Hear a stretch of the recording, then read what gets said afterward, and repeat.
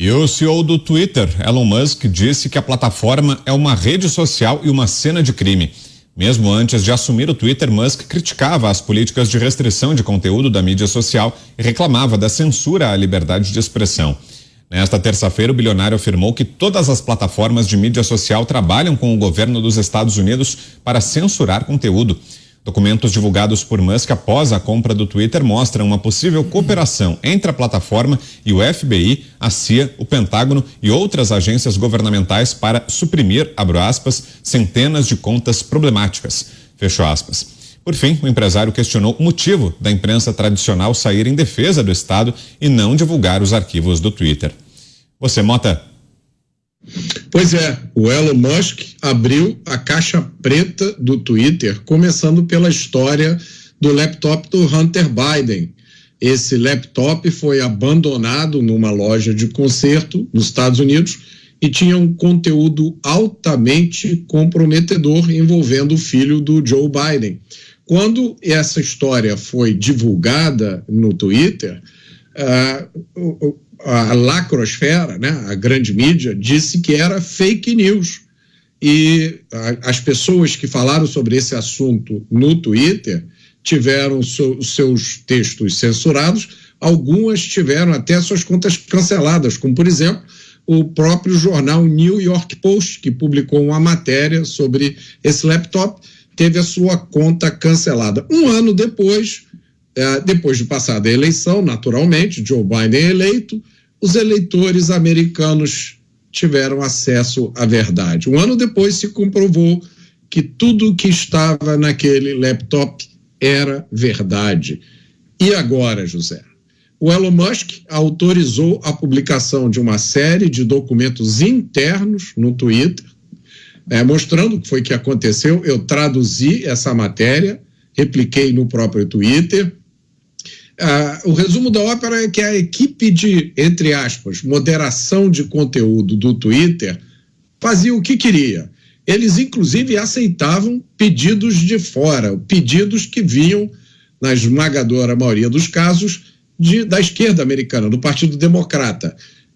O Twitter também publicou, como parte desse dossiê, um resultado de um instituto de pesquisa, porque essas informações são abertas nos Estados Unidos, mostrando que 99,7% das contribuições de campanha feitas pelos funcionários do Twitter americano foram para candidatos do Partido Democrata. E as informações que foram divulgadas, os documentos, mostravam que não havia muita discriminação sobre quem podia ser censurado. Tanto celebridades, pessoas famosas, eram censuradas, tinham os seus tweets apagados, colocados em shadow ban, colocados em listas negras, tanto pessoas famosas quanto pessoas completamente anônimas. O que se conseguia ver era que o viés dessas decisões de censura era claramente um viés de esquerda, né? E depois, por último, na última leva de documentos que foi publicado, ficou comprovado que até o FBI e outras agências do governo americano pediam censura a usuários. Isso, para nós que estamos vivendo esse tempo aqui no Brasil, nem parece uma coisa tão terrível assim, mas os Estados Unidos têm na sua primeira emenda à Constituição a garantia de liberdade de expressão. Então, isso tem potencial de ser uma coisa gravíssima. Agora, uma das revelações mais interessantes e chocantes, que está numa dessas sequências de tweets feitos como parte desse dossiê Twitter, é que essa história toda revela um problema fundamental com as empresas de tecnologia que tentam fazer moderação de conteúdo. É que as pessoas encarregadas dessa moderação, de decidir o que pode ou não pode ser publicado, elas sabem muito pouco ou se importam muito pouco com liberdade de expressão. Isso é verdade, inclusive nos Estados Unidos, que tem na sua primeira emenda à Constituição a garantia da liberdade de expressão. E aí nos Estados Unidos, Coronel Gerson Gomes, como está a repercussão dessas revelações do dono do Twitter, Elon Musk? A imprensa tradicional tem repercutido por aí, Coronel, essas revelações? Como é que tem sido a abordagem? Não tem repercutido muito e acontece muito, um fenômeno muito similar ao que acontece no Brasil. Por isso é que eu exalto e enalteço tanto o papel da Jovem Pan, porque, guardadas as devidas proporções, a Jovem Pan hoje no Brasil desempenha o que a Fox News desempenha aqui nos Estados Unidos.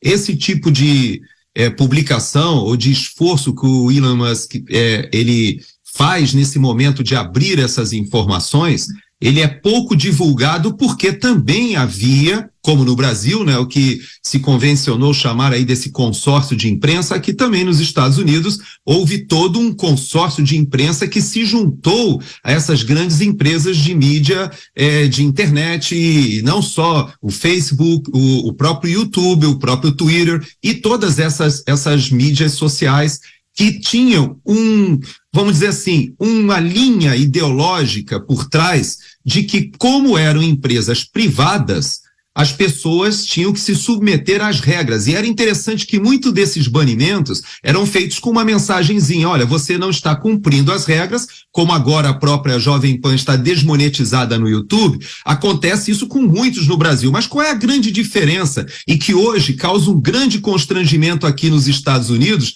mas no Brasil é muito pior.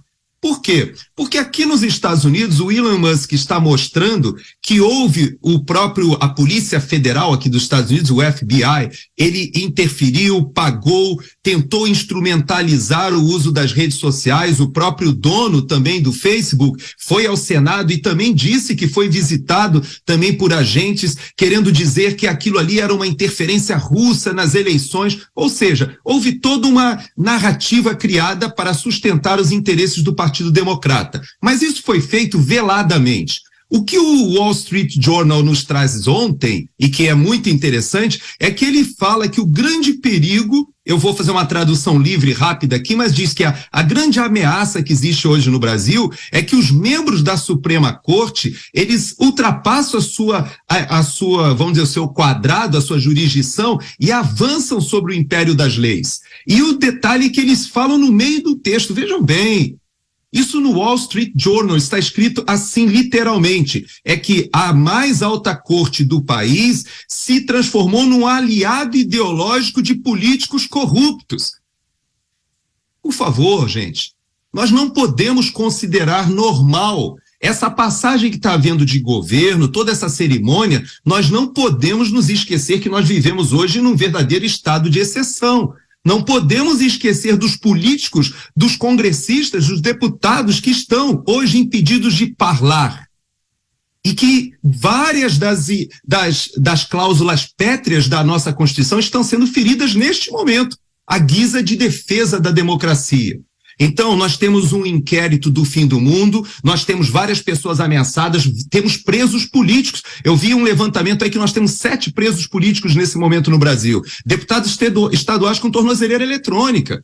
Nós temos empresários presos, até um líder indígena que é pastor preso. Temos um monte de gente que está sendo cerceada dos seus direitos para salvar a democracia contra o genocida Jair Bolsonaro. Não é possível que a ficha demore tanto a cair para o caminho perigoso que, como o Wall Street Journal falou, nós estamos vivendo no Brasil.